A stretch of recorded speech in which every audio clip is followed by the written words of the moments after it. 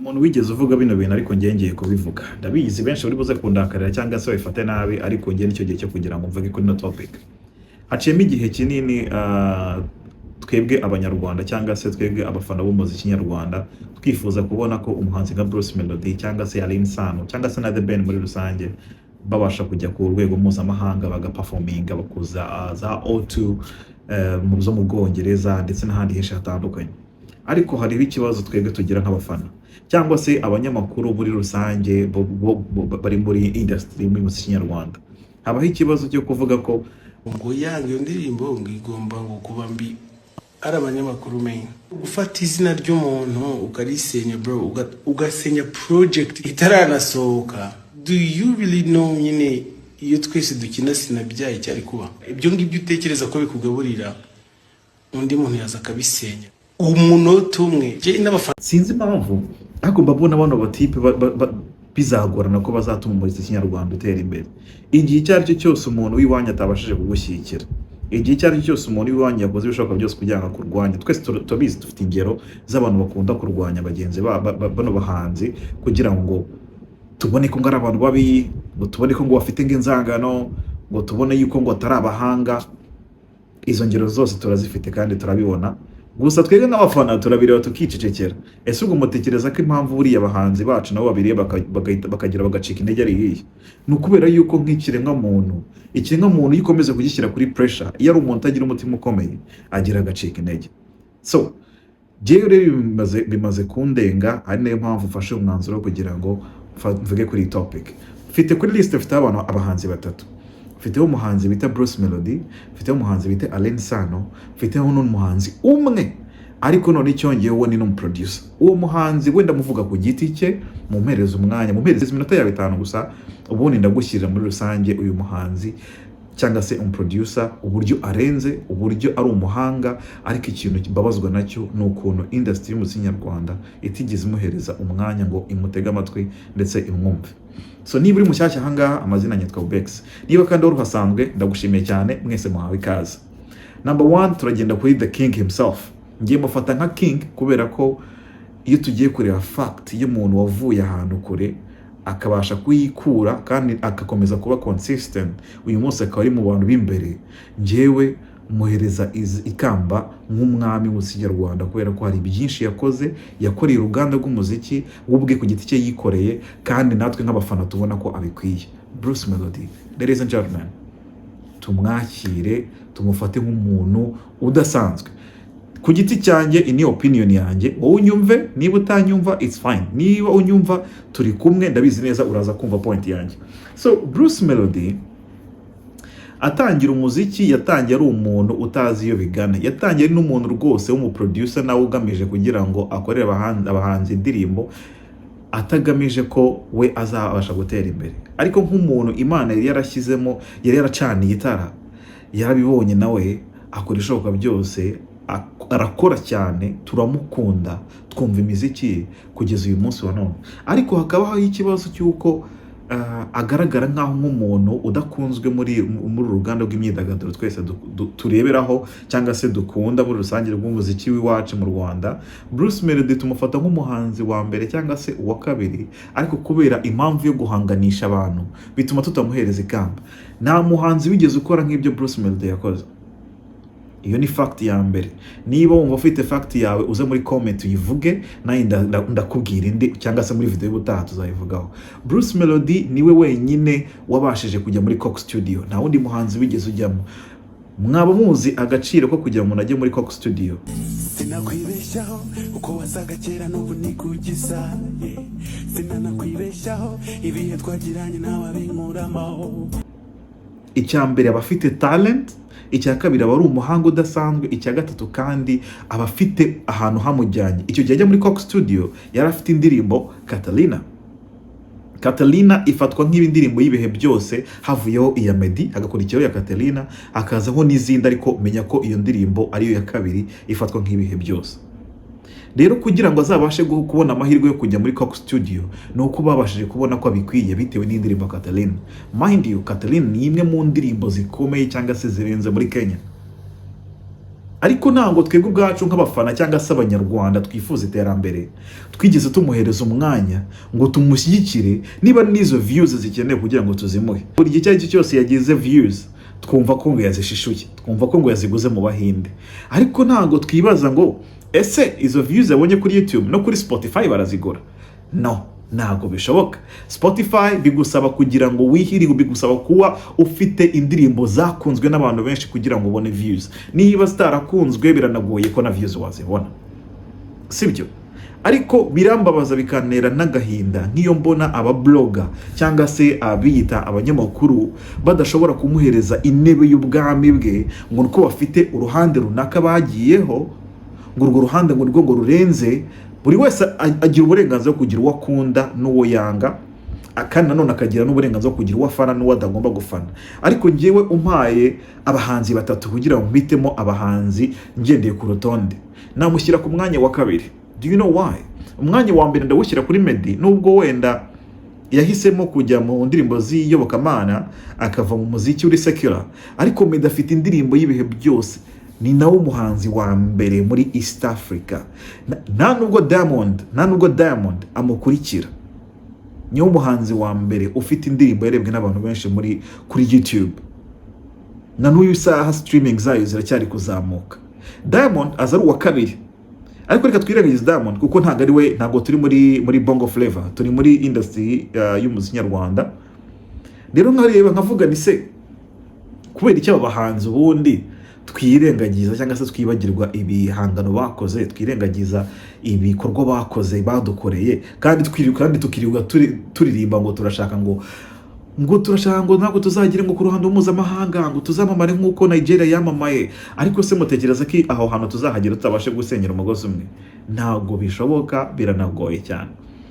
So in my opinion, nge mbona Bruce Melody tutamuhereza urukundo akwiye, mbona tutamuhereza support akwiye. Tekereza gukora collabs hafi 5 mu mwaka.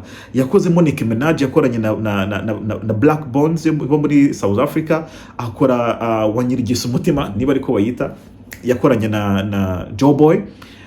Indi gira ngo afatanye indirimbo na Diamond Platinum igiye gusohoka, ariko haracyari kare, ndabazayimenyekanisha mu minsi imbere. Hari n'indirimbo igomba kuzasohoka na Patola King. Mwari mubizi? Ntabwo mwese mwari mubizi, ariko babashije kuyibona twese nk'uko tuyibona ku mbuga nkoranyambaga barabitangaje. Bruce Melody yakoze ibishoboka byose kugira ngo aduhereze hit. Kuva mbere ya Covid kugeza uyu munsi none aracyari kuri hit, aracyari uwa mbere. Bruce Melody yatweretse impano, ndahamya neza ko nta bantu bari bazi Juno, ariko Juno twaramumenye kandi ni umwe mu bahanzi beza Rwanda rufite. Yatweretse Kenny Soul yari asanzwe hari akora muri group, nyuma yo kuva muri group asa nk'usubiye inyuma ko Bruce aramuterura amushyira kuri map. Kenny Soul ni umwe mu bahanzi batanu beza u Rwanda rufite. Ariko ibyo byose ntabwo tubyubahira Bruce Melody, ahubwo turashaka kugira ngo tujye dukomeza tumurwanye. Amaherezo asa akazaba yahe? Ndabizi neza ko umunsi yagezaho akava mu muziki cyangwa se agahura n'ikibazo, wowe ubwawe uri kundeba utamufana cyangwa se utamuvuga neza, niwe wa mbere uzafata iya mbere kujya kuvuga ngo DC, ngo iyo bigenda gutya. Kandi wari ufite chance zose zishoboka zo kugira ngo umukunde, unabimwubahira, unamushyigikire. Nta mafaranga gusabye, icyo gusaba ni ukumushyigikira ahantu hari hose giye. Niba agiye gushaka iyo collabo ari mpuzamahanga, ntabwo abikorera wenyine, ahubwo abikorera n'abandi bahanzi bose bari mu Rwanda, ndetse n'inyungu muri rusange ku gihugu. Ni nayo mpamvu na Visit Rwanda ihari. Uwo ni umuhanzi wa mbere. Niba rero utamukundaga, niba cyangwa se ukimushidikanyaho, ndakubwiye ngo ibyo bintu bireke ufate umwanya umutekerezeho, umushyigikire, ariko si itegeko. Kuko nzi neza ko nta wundi muhanzi ibintu Bruce Melody akora cyangwa se yakoze, nta wundi muhanzi urabikora. Gusa nge numva mwari mukwiye gushyigikira Bruce Melody, mugatuma zirambaraga ashyira mu bikorwa bye byo kujya kuzana izo collabo, mumushyigikira, mugatuma agira courage kugira ngo azane n'izindi. Ejo n'ejo bundi naramuka abaye umustar, n'abandi bose bazazamuka, tuzabona abakerarugendo benshi, igihugu kizamenyekana. Nikinamenyekane ntabwo ari umuhanzi wenyine uzaririmba, bizatuma n'abandi bahanzi benshi baza kureba mu Rwanda izindi mpano bakorana collabo nazo. Uwo ni uwa mbere. Uwa kabiri, the one and only Alin Sano. Round of applause. Alin Sano niwe vocaliste wa mbere dufite muri East Africa. Mwari mubizi? Vocaliste wa mbere dufite muri East Africa.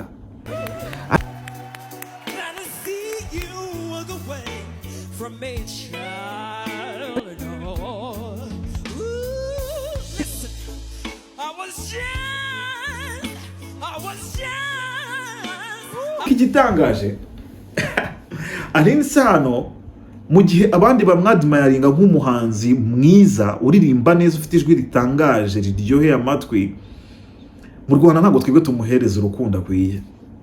Babona mu Rwanda bazamura uwo bashatse cyangwa se bakunda uwo bashatse, uwo batashatse nibo mukunde. Mu by'ukuri mufite rezo, ariko se wababaza nk'impamvu ituma duteye gutya mwavuga ko ari iyihe? Ese mubona Alin Sano impano afite iyo iza kuzima ntitumumenye, hari undi muhanzi we kuba ameze uko nguko? Dufite abandi bahanzi kazi beza n'abandi bahanzi muri rusange beza, ariko ndabizi neza ko Alin Sano fame uyu munsi afite, urukundo abahanzi abafana bamufitiye cyangwa se industry y'u Rwanda imufitiye, mba numva bidahagije. Alin Sano yaduhaye indirimbo nziza, Alin Sano ajya guperforminga mu mafestival atandukanye ndetse no mu birori byatumye abayobozi b'ibihugu. Alin Sano ahabwamo umwanya. Do you know why? Kubera ko Alin Sano ijwi afite ntago ari ijwi risanzwe, ni ijwi rigukura muri mood yo kuburakaye rikagera rikuzamura rituma umwenyura kugeza ubwo usetse ukanashaka no kumva mo n'ibiki bindi afite.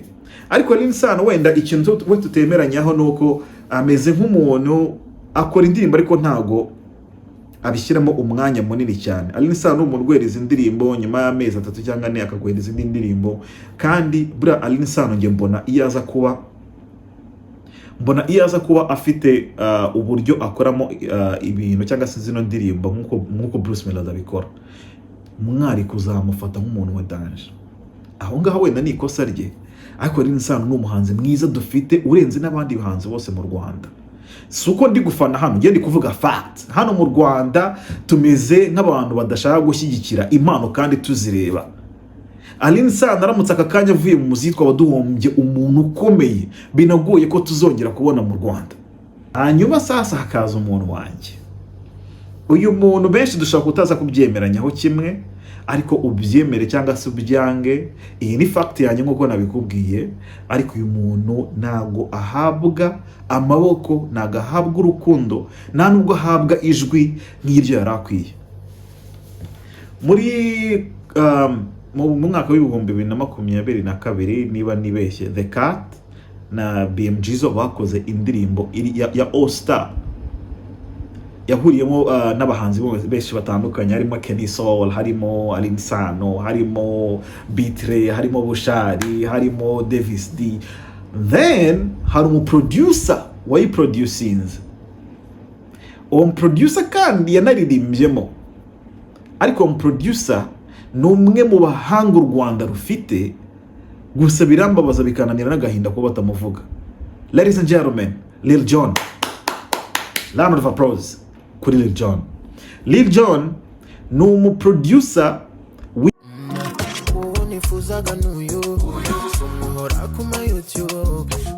ikorera indirimbo akanaziririmbira akazishyira hanze. Ni umuproducer ubwo akoranye indirimbo na Jay Polly, yanarebwe na cyane, ariko ntabwo twigeze iyo ndirimbo menye itaranamenyekanye.